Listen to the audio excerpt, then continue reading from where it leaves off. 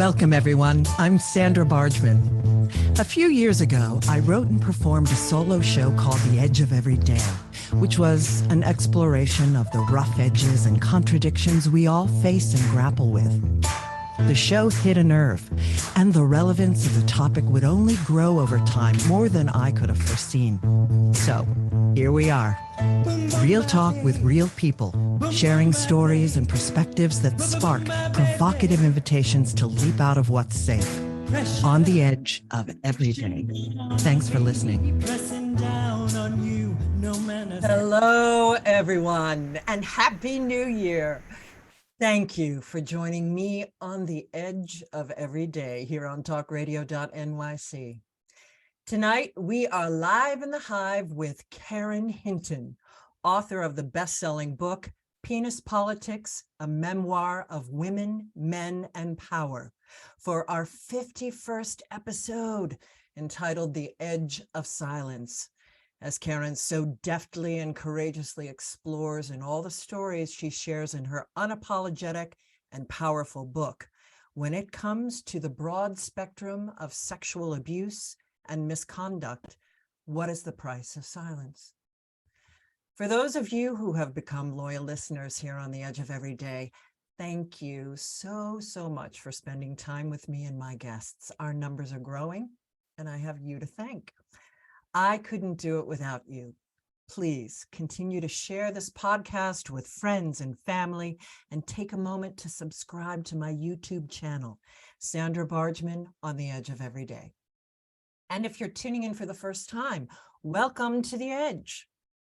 If you like what you hear and you want to check out my past episodes with my inspiring guests, you can find them on TalkRadio.NYC, on your favorite podcast platforms, and on my YouTube channel. Again, that's Sandra Bargman on the Edge of Every Day.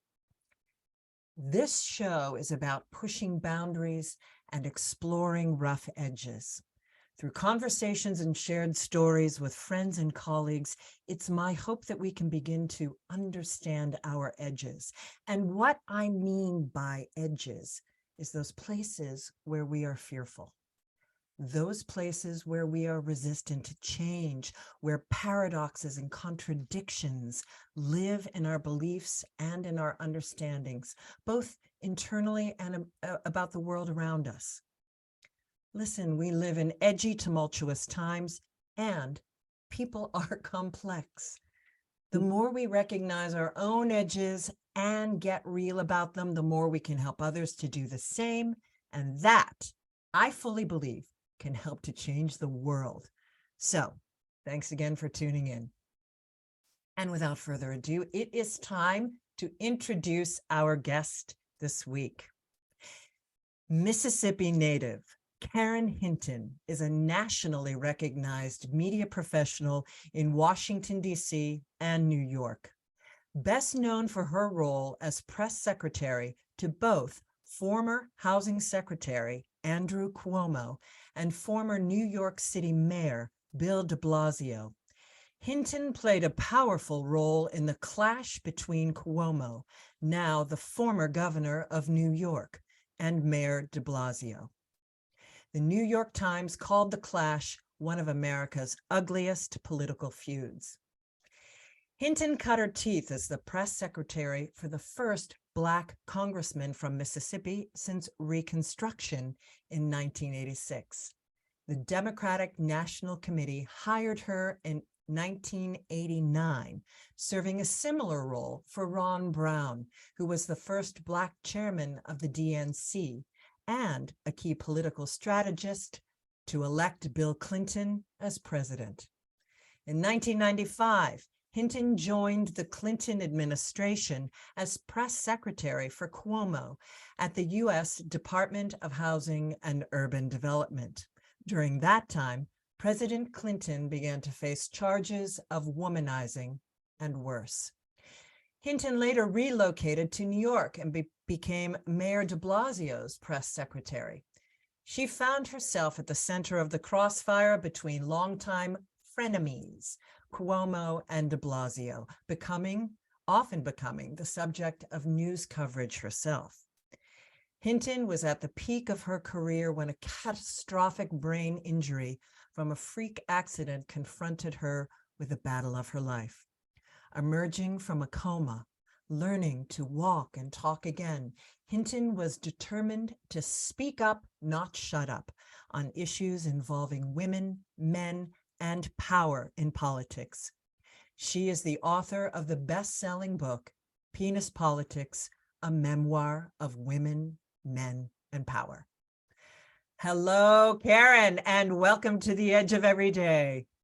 Well, hello back, and I am so happy to be on your show. I couldn't wait. So here we are, 2023, and I'm the 51st show. Yay. Right? And happy New Year to you.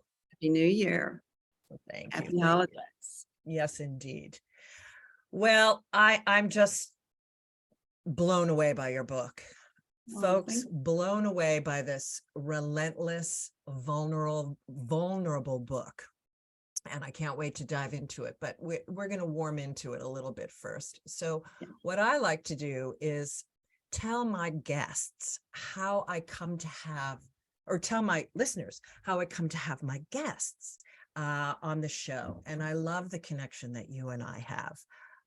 I've come to know Karen through a dear friend of mine, Leslie Michaels, who has also become a good friend to you now, correct? Yes, she has, definitely. And I love her book about the women who are really engaging in such powerful ways across the country, across the globe. So she's a terrific host, as you are. Oh, thank you. Yeah, she's got a fantastic podcast. Shout out to Leslie Michaels, Women We Should Know. And the book that Karen just mentioned is On the Shoulders of Mighty Women. And I have a contribution in that book. And if you want to check out anything about Leslie, you can listen to the episode number 30 on my YouTube channel. But that's how we came to meet. And you know, please, I'd heard about your book. I was thrilled that Leslie knew you. I mean, how could we not get all excited about Penis Politics? It was so spot on and so provocative. And it just was like, bam, there's no messing around here. There is no political trying to be all sweet and nice about and savvy about sexual harassment. I love it. Well, I couldn't agree more, obviously. I came up with the title. But I did want a shocking name to draw attention to a problem that all women, and if they haven't experienced sexual harassment, abuse, violence, rape of some sort, then they know a woman who has. Yeah. And totally. It's very important that we draw as much attention to this as possible, because it's part of our everyday life. You know, it's part of junior high school, college, sports, you know, and no matter your age, whether you're a young soccer player or an older basketball player in women's sports, it's a dynamic, but it's also at home, in romance, and in every industry that we have, from the movie industry to your local grocery store. Truly. Yes. And so that's why we really have to bring this discussion and make everyone have a wake-up call about the problem and really start to deal with it. Yeah, totally. You know, and it's such a great, shocking name, and it really just makes you know, there's no, as I said on my social media, somebody said, I love the title. And I said, you know, and I think every single woman on the face of the planet loves that title and gets it. But it's not just the women who get it, it's the men who get it. But listen, we're going to dive into all of that. I really do want to answer, or want you to answer, one question that I've really come to love asking my guests, because it's a fascinating way to hear how they distill every woman and man that I have on the show, but generally I have more women on the show. We wear so many hats. Yes. We do so many things. And so I love to ask everyone, of all the hats and all the identities that are related to all of those hats, what identity do you, Karen Hinton, lead with in your life? Oh, that's a terrific question. And I'm glad I have an answer because, Yeah. right? Because I adopted my daughter, Tally, and I had tried to get pregnant for several years, and I stuck myself with needles coming out of the infertility Oh, yeah, yeah. recipes that they have, science. It gets into that in the book, folks. It's Yes, beautiful. I talk about that. But I am so glad that I didn't get pregnant because as a result, I got Tally. And we went to Russia to adopt her. Back then, you could adopt from Russia. The Russians won't let you adopt now. Right. We explored Russia a little bit, and that was tremendous for me, to have that experience and then to meet her there. And, through the years, she has grown and developed, and she is the smartest thing on the planet and the funniest thing on the planet. And I love her dearly. So every morning I look at my calendar on my phone and I see all the things I want to do for Tally today. And she tells me to stop doing them. Mom, you're a helicopter mom. Stop doing it. Stop doing it. But I still love it. So there. I love that. So you lead with your sense of motherhood, but I would also say probably you, having read your book and the chats that we've had, an upliftment and a nurturance for women in general, particularly young women. Yes, absolutely. Well, I'll make this short and you tell me to hush if I go on too long. But the reason I started writing the book was I found a diary in my attic, and I was sort of cleaning up and organizing the attic, which you never really ever do, right? We always say we're going to do it. We always say we're going to do it. And I didn't succeed because but I did find the diaries and I started reading them. And I found all of these stories about my life as a teenager from like 1974 to 1976. And I went, wow, I said that. Wow, I thought that. I can't believe that didn't happen, and I just read and read. And I started trying to, call people and say, is that the way that went down really when we were juniors and we were playing basketball on the women's basketball team? And so all these memories really came flooding back. And that was just a great way for me to engage around the Me Too movement. Yes. That was underway at that time. And, I said, what can I do to help a young woman now that I'm 64, right? What can I do to help a young woman not make the same mistakes that I made? And that is, my book is full of my own mistakes because I couldn't write a memoir without writing about my mistakes. Well, hey, mistakes make great stories, and mistakes are very human. And, we wouldn't have stage or film or, we wouldn't have human lives if we didn't, and we wouldn't excel in life if we didn't make mistakes. Right. Well, that's a perfect seg for when we come back, understanding penis politics, that you're uncovering those diaries is what contributed to Penis Politics, the book even coming into the world. But we're going to dive into that more fully after our break on the Edge of Everyday with Karen Hinton. Stay tuned, everyone. Are you a business owner? Do you want to be a business owner? Do you work with business owners? Hi, I'm Stephen Fry, your small and medium-sized business or SMB guy, and I'm the host of the new show, Always Friday. While I love to have fun on my show, we take those Friday feelings of freedom and clarity to discuss popular topics on the minds of SMBs today. Please join me and my various special guests on Friday at 11 a.m. on TalkRadio.NYC. Are you a conscious co-creator? Are you on a quest to raise your vibration and your consciousness? I'm Sam Leibowitz, your conscious consultant. And on my show, The Conscious Consultant Hour, Awakening Humanity, we will touch upon all these topics and more. Listen live at our new time on Thursdays at 12 noon Eastern Time. That's The Conscious Consultant Hour, Awakening Humanity, Thursdays, 12 noon on TalkRadio.NYC.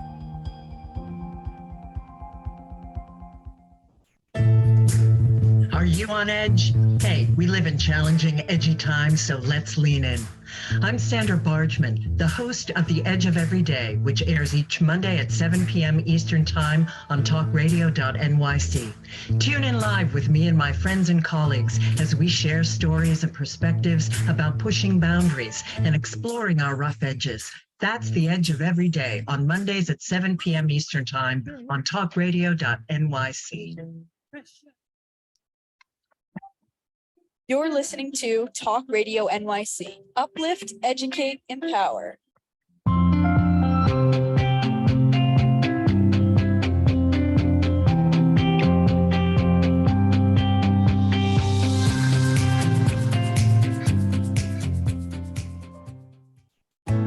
Chipping around, kick my brain to the ground. These are the days it never rains, but it pours On the edge of every day. And we are back with Karen Hinton. Oh my goodness. Well, before we dive in, I just want to read this from the back book cover for our listeners. Hinton's book, this is by part of a review by Mara Gay, New York Times editorial board member and MSNBC political analyst. This was so spot on. I could so feel you this way throughout the entire book. Hinton's first book is brimming with the steady perseverance, relentless ambition, and maddening frustrations of a talented woman who found her way in a world dominated by men less talented than she. Now it's her turn to tell her story, and Hinton, a longtime keeper of secrets, spares no one. I absolutely love that. And I don't know, and you started to reference Me Too. I don't know any woman on the planet, to get back to what we were finishing up in the last segment, that can't relate to that. Yes. Feeling as though they are swimming, doing circles, doing circles and not being able to push around some of this. But anyway, penis politics. Mm-hmm. How did you coin that brilliant? Do you remember when it first flew out of your mouth? I do. It was a few years ago, and my husband and I were having a debate about the Me Too movement and the dynamic between men and women in the workplace. And, we had our own little secrets to tell. And at some point, I just got aggravated. And I said, this is nothing but penis politics. It's all about the penis. It's all about the penis. And I said, we had something called vagina monologues. Mm-hmm. I said, this is penis politics, right? And there's nothing wrong with using the word penis. I like to say that because it's a body part, just like the arm, just like the ears. It's a body part. But it sends you right immediately. Just sends you right immediately. I somehow I had thought that flew out of your mouth years ago, but I love that it came then. Yes. So it was definitely inspired by that whole dynamic going along in society, then talking about it much more openly than we ever had. And it just became clear, I think, to many women that it's really about power, control, and authority, Yeah. not by all men, but by some men in all walks of our lives who need that power, need that control, need that authority. And men and women really need to stand up and say, this is wrong. This is what we need to change. Let's figure out how to make that happen. Indeed. And so those books that you found and those journals that you found and you went back, they began helping you to think about writing this book. Am I correct? Oh, yes, absolutely. As you mentioned in the opening, I had fallen off of a treadmill in a gym in Mount Kisco, New York, that I was a member of, and had fallen off the treadmill and hit my head on very hard concrete floor, mysteriously covered by a very thin piece of carpet. Right. And I had no idea the floor was that hard. But I hit my head, busted my skull, and had a brain that was inflating very quickly. And I had to have immediate surgery to basically take a part of my skull out to give my brain room to grow and then deflate. This is my language, not my doctor's. But I went through all of that. And when I finally became conscious, and this was almost How 2 long? months. 2 Yeah, months. Wow. 2 months. I have no memory of 2 months. This was back in 2017. I lost 2 months of that year because I don't remember anything about it. But when I finally woke up, and I knew it was very hard for me to accept that I was different. The old Karen, I thought I could get her back. And to this day, I haven't really, for many reasons. But I was fighting very hard to get the old Karen back. And I had to practice on writing, reading, and talking, because I had lost words. I couldn't get my brain to organize thoughts. So if I was writing even an email, it would take me much, much longer than I needed before the accident. Right. So anyway, but it was just a road to recovery. And I'm still on that road for many reasons. But one of them that helped me was taking that diary. And I read a lot of it to my husband. And he said, these are hilarious stories. And some of them are tearful and some of them are laughable, but why don't you write them down? It's a way for you to help bring back your writing skills. Yes.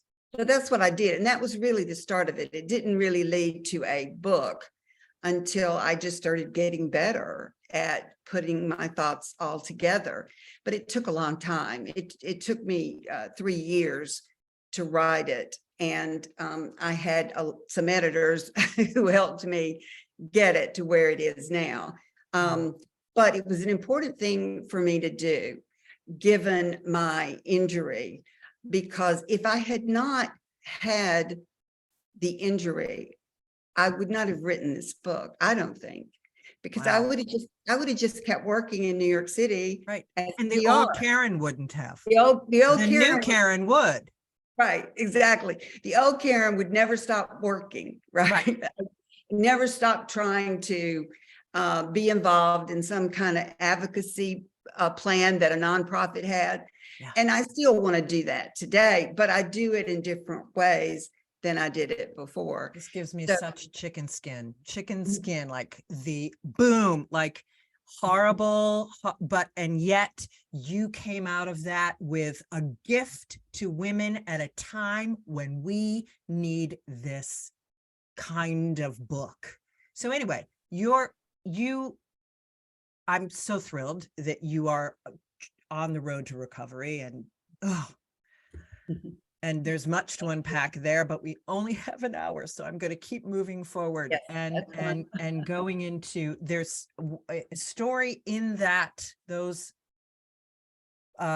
childhood journals, that connects with the rest of these experiences that you have had in your political career, and boom, that made the connection for you. Tell us that. Yeah, I mean, absolutely. I wasn't able to get it all together until probably about a year and a half into the book.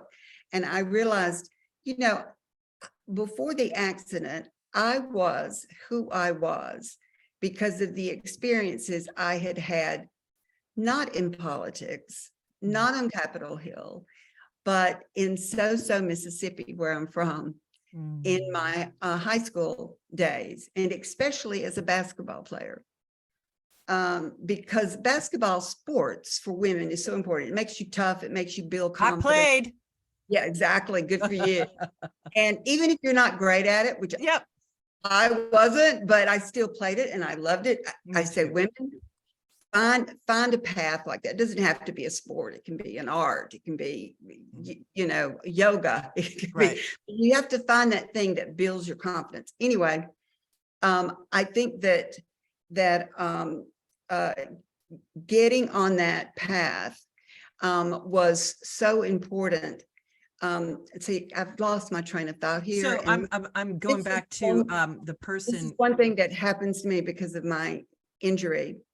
This happens to me all the time, and I just want to kick myself when it does. Could you help me go back? Of course, and your vulnerability is powerful, and everyone is in your corner. My goodness. So where I was leading this was to talk about your friend and the coterie. I'm sorry. Yes. Yeah, no problem. So I realized that this was about my high school days, and I had 3 close friends, and we were tight. All 4 of us. We did everything, anything we decided to do that was different. We got permission from the group, or we got buy-in of some sort, right? And we were so close to each other and loved each other. And one of them was raped by a school official in the school book room. And she calls me one afternoon and says, we have to get together immediately. I have something I need to talk about. And I said, well, of course, and I'm thinking it'll be, who's she going to go out with now? Or what dress is she going to wear when we go to the prom, or whatever, Right. And but we took our vehicles over there and went to her house and sat down with her, and she told us the story of what had happened earlier in the day. And we didn't know how to process it. Yeah. And she had been raped by. Yeah. By a school official, someone who had been a coach, but had been promoted to an assistant principal. And she had known him as a coach, and she had always looked up to him, and she thought a lot about him. And so he then approaches her, and she is not willing to do what he wanted to do in the locked book room of the school where she was working that summer. They had hired her to help organize the books, and he knew she was in there, and that's how he went in and locked the door. And she, of course, was devastated by this. Her whole life changed as a result of it. She didn't finish high school. She decides to marry someone in the military. She's 17 then, and she doesn't graduate. And we are desperate to find ways to help her, but we don't know what to do. Right. And this is the tragedy of the power of silence. Right.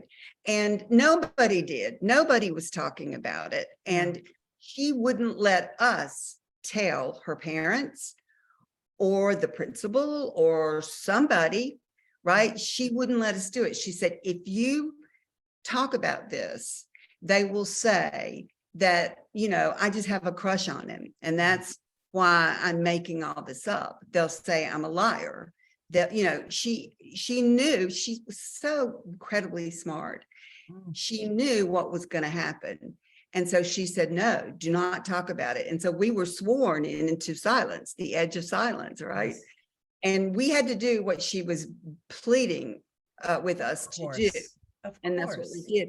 But I took from that whole experience that it becomes such a part of my life, growing up, getting older, taking jobs in politics, that it impacted the way I felt about certain things and the way that I responded to certain people. Because I no longer trusted that authority figure, because the assistant principal was an authority figure and he had control and power over Janice, my friend. And, that just, in any situation that you hear about now, that just record keeps playing over and over again. Power, control, authority. Power, control, authority. Even if you own a grocery store, right? Yeah. And you've got one woman working for you, and you're a man and you go after her. Well, man, that is tough for that woman, because she's likely to have children. She can't just quit her job because she needs the job. Right. Where is she going to find another job? What if she says something about it?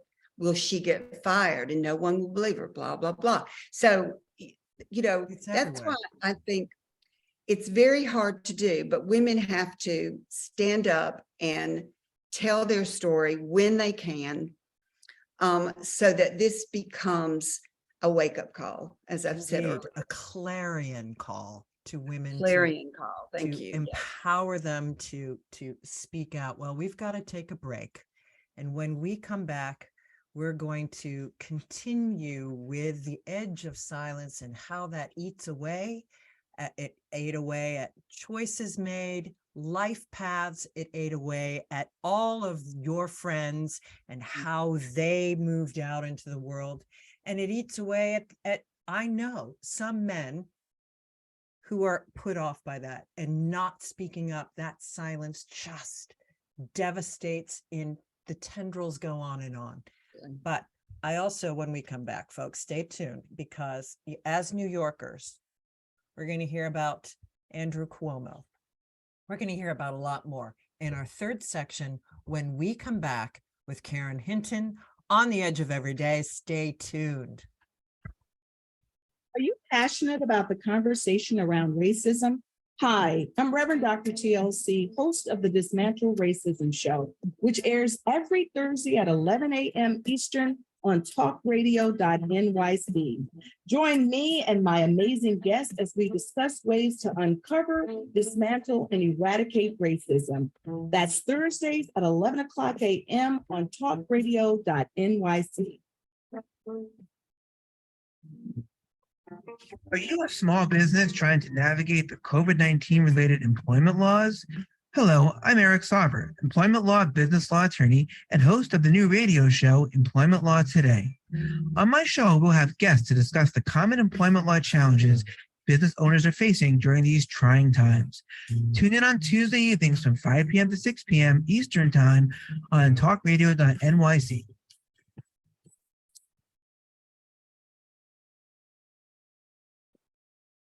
Hey everybody, it's Tommy D, the nonprofit sector connector, coming at you from my attic.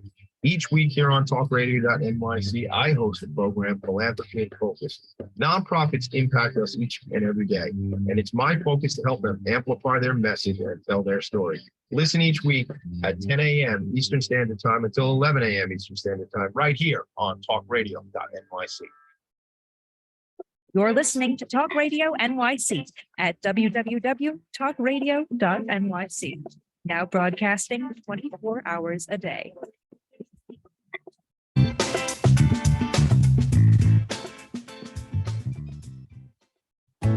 Chipping around, kick my brain to the ground. These are the days it never rains, but it pours on the edge of every day. And we are back with our wonderful guest, Karen Hinton. So, wow. yeah, the clarion call. I mean, this is the major statement of the book, inspiring women and men to find the courage to speak out, speak up, and all of this is coming through with me too. But what I love that you're have shown a light on is that it's also it's with every level of the economy. I mean, it's poor women, it's everywhere, as you've said, it's everywhere. It's in the grocery store, it's in the diner, it's everywhere. And women, poor women often don't feel, even wealthy women have been afraid to speak out. Yeah, absolutely. Powerful women afraid to speak out. If they're afraid, then how are these, women who have, as you said, children at home, and they're afraid that they can't find another job, Right. and that they feel helpless, and it's all about this power and dominance. Exactly. Oh my, well, I have to dive in with the Andrew Cuomo debacle.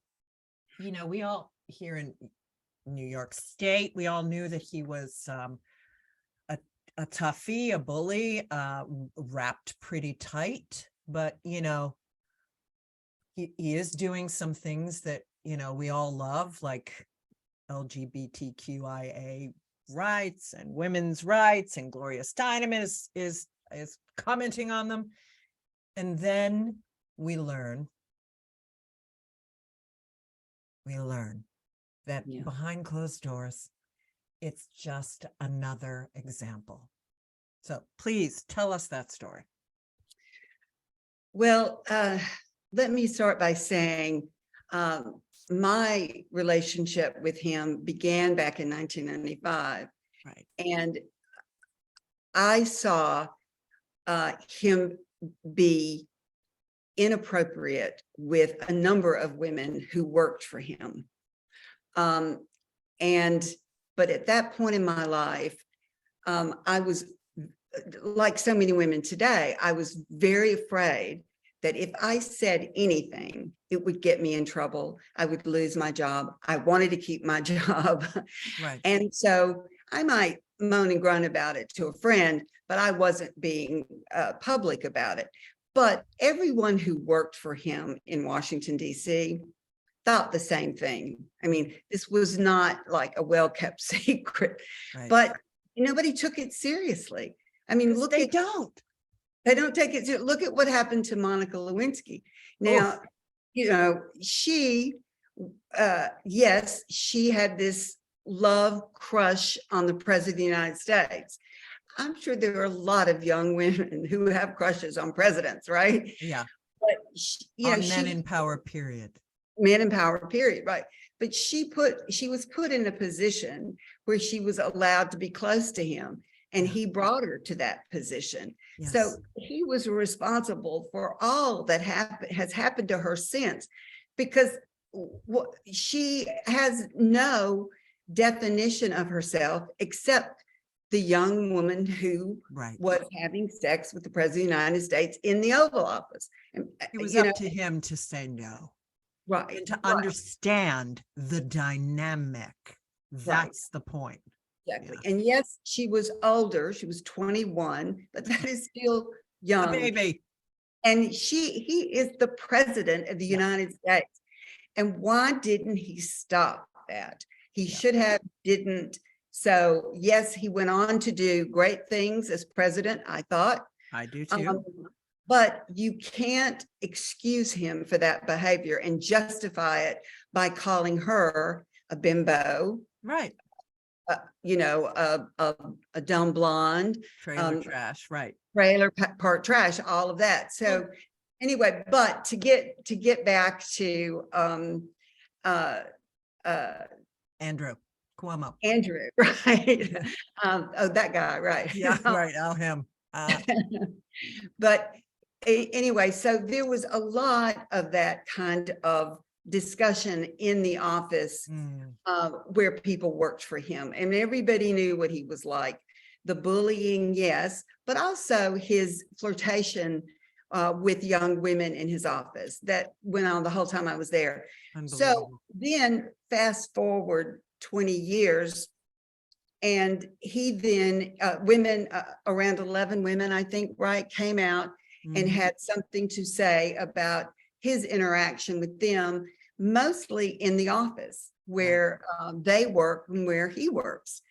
And I was shocked when I heard the story told by Charlotte Bennett, Lindsay Boylan, the woman in Albany, the state Yes. trooper.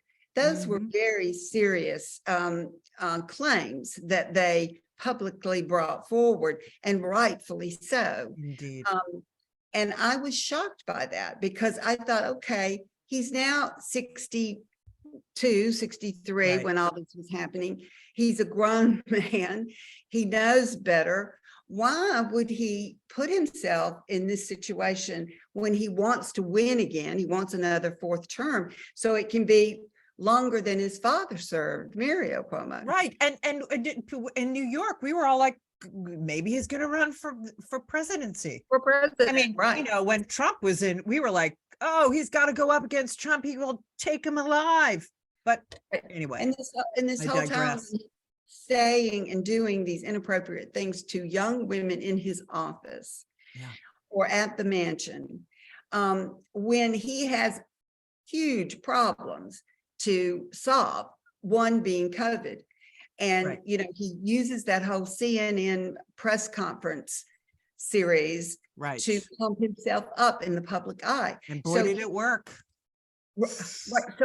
So he throws it all away by breaking the very law he sought to have passed and then signed. Exactly. So, you know, I could not, it was hard for me to believe this was happening because it was stupid, Yeah. just stupid that he allowed this to happen. And he himself could have stopped it, but he didn't. He continued it, knowing it was wrong, knowing he could get in trouble. And this is why he needs a therapist to work all those things out. Totally. Because, and he, you know, and even now he continues to try to revamp his reputation through advertising that he's done and social media that he's done and whatnot, with the hope of coming back one day. Yeah. And I personally don't see that happening, but No, who you knows? can't. Not with the nursing home stuff with the COVID and Right. And the and, nursing you know, home. he can't with the momentum of books like yours. I mean, we could be just really sad and think, well, he could probably get this is the conundrum. Maybe he'll just get around and we won't move forward with this issue of women being shat on. But I feel as though we are at a turning point. I really genuinely, as far behind as we are, Karen, I feel like your book is so important at this crossroads that we're in. And I think men are paying attention. And I think maybe we finally teetered over this. You know, as I say in my opening, we're complex people.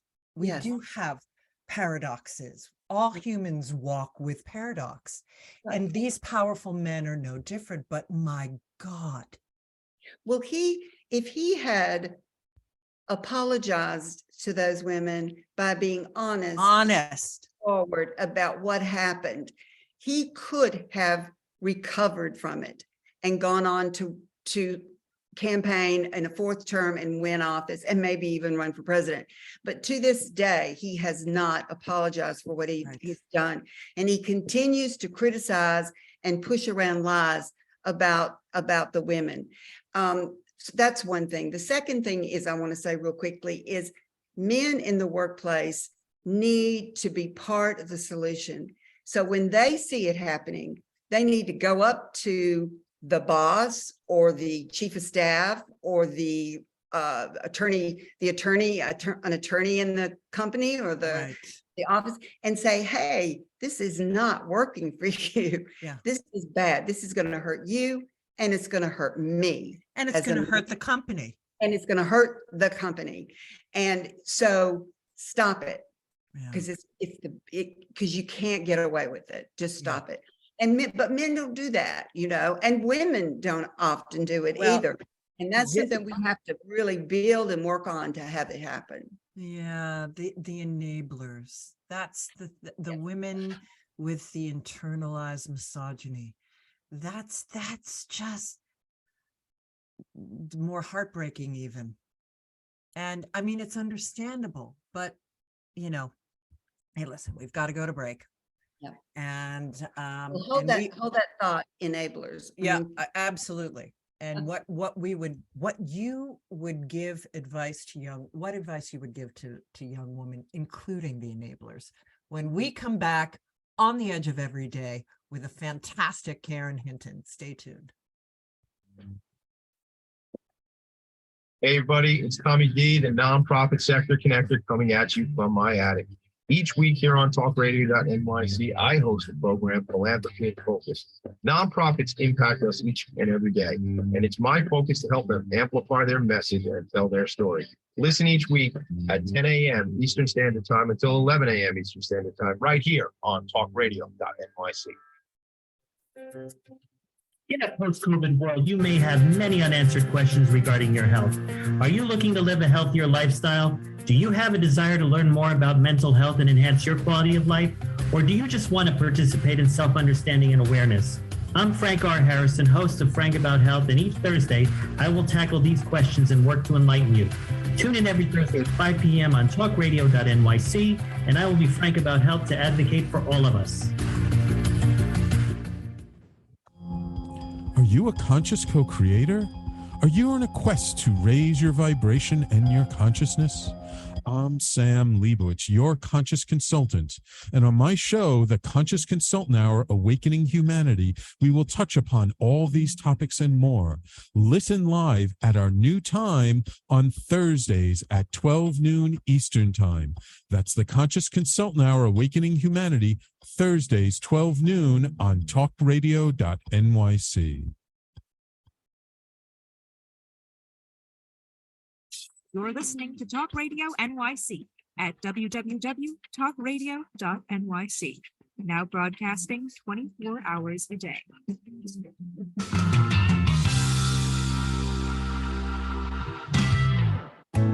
Chipping around, kick my brain to the ground. These are the days it never rains, but it pours On the edge of every day.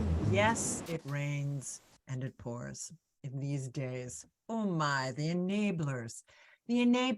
And what can you share, Karen, about the enablers and about women who need some advice in this category?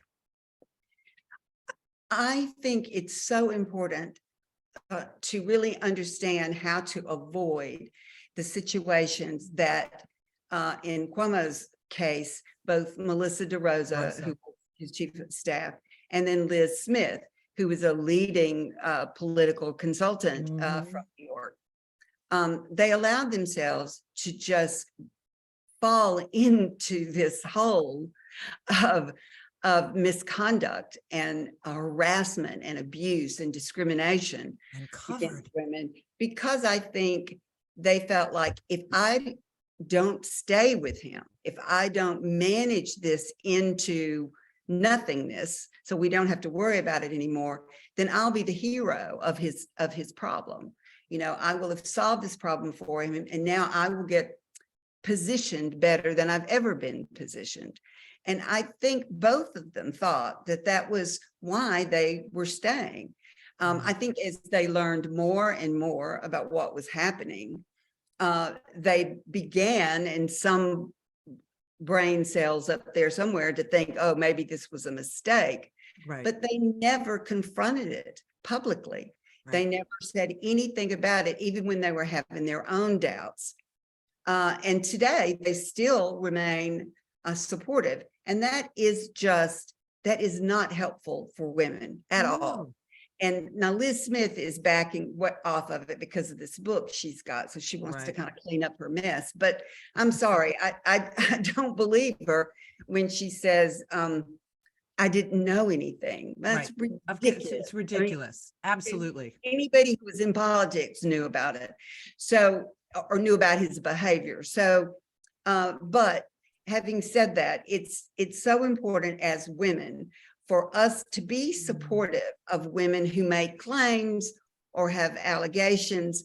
Let it play out and see if it is truthful that what has happened, because men will deny it. Men come up with the same sort of arguments about she lied, she made it up, I misinterpreted what she meant to say, she misinterpreted what I said. It's nonsense. It's nonsense. But if you have litigation and the judge and the courts determine that there's no charge, then there's no charge, and you move on, and you help the woman move on too. But it's just not acceptable for women to just immediately call a woman a liar because they believe in this man, because we don't know what really happened or didn't happen. We weren't there. We didn't witness it. There's rarely a witness anyway. Yeah, no, I'm always, my phrase is for these types of women, they have the longest leash. And I just, it's heartbreaking. And for women out there and the men who are listening in, here's a couple of crazy statistics. 83% of women, 83% of women face sexual misconduct in their lives. First time I did, 10 years old. Thank you. 3 out of 4 victims of sexual harassment do not speak up. I mean, the fact that women, knowing full well what we've learned about how women are afraid to speak up, please redirect your thought process about how to support women coming forward. Yeah, that is so true. I mean, one, I think that we have to start talking to our children about the conduct between boys and girls at school, men and women at work. And we have to basically have them understand what that dynamic is and what's happening when something inappropriate happens. And we don't do that enough with our children. I didn't do it enough with my daughter. I do it now, but that understood. Well, our parents didn't do it with us. Yes, right. No, exactly. But we have to do it young and not wait for them to actually experience. Both men and women. Both men and women, boys and girls, both men and women. And both the adults, all the adults have to weigh in together. Right. And it should be part of the family. It can also be part of the school, and it can also be part of the church, because I think all those elements have to come into play so that they really understand why it is so detrimental to not only themselves, but to others around them. And then I think women, when it does happen, they should talk to somebody, even though they may be very nervous about going to human resources or going to a lawyer or telling a reporter, even though they may be too frightened to do that, but find somebody they trust and start talking about it. Because now there's so much out there that you can read and digest and hear about that will sort of help you then make a decision about how you want to move forward on your claim, your allegation, or whatever it is, or your fear, how you might be able to rid yourself of the fear. Or just move through it with courage, being inspired by books like yours. Well, finding the courage to step forward. Thank you. But I also know that there are so many places they can go for help. And I also know that it is very fearful, especially when you're low income, because you have so little opportunities aside from the job you have. And those are the women we really have to help the most. And then let me just say one thing about the legal issues here.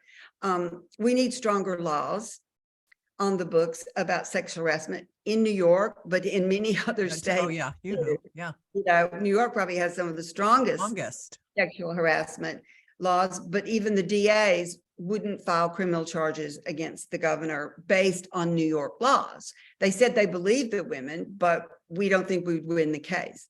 Okay, that's an argument that I could have against that, but nonetheless, that's what they did. So that says we need stronger laws then. And two, there is the word woman does not show up in the US Constitution anywhere.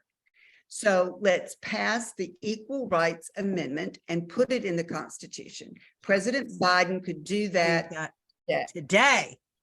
Right, he could do it. Bam! He just needs to tell the archives to put it in. Yeah. You know, and he doesn't do it once again for fear of losing a legal argument. Yeah. You got to try, right? You got to absolutely. The time has come. We are at these crossroads, and it's not like it used to be. We are in a different world, and we're moving forward quickly. Listen, you and I could go on forever and ever. I know. I have. Oh, well, before I thank you, you can find Karen Hinton. She's ubiquitous on social media. You can find her everywhere, which I love. Twitter, Insta, Facebook, and LinkedIn. And her website is penispolitics.com. It's penis/politics. Politics, right, .com. And that's going to be in all of our show notes, of course. Okay. But run, don't walk, and get this book. It's fantastic. And we've just got about 30 seconds before we end, Karen. What last words you want to leave with our listeners? Well, I wrote my book so I could tell my stories and the stories of girls and young women and women my age have experienced. And now I want to encourage all women to do the same thing, is to tell their stories. Because I think if we all come together and show some loyalty to each other and our problems, it will go a long ways to solving the problem. Upliftment. Yes. Karen Hinton, I can't thank you enough for being on my show. Thank you. This has been a joy and an honor and a privilege. And to all of you listening in, I thank you so much for spending this time with us. Remember, you are always at the edge of the miraculous. See you next time. This is our last dance. This is ourselves under pressure. Under pressure. Under pressure.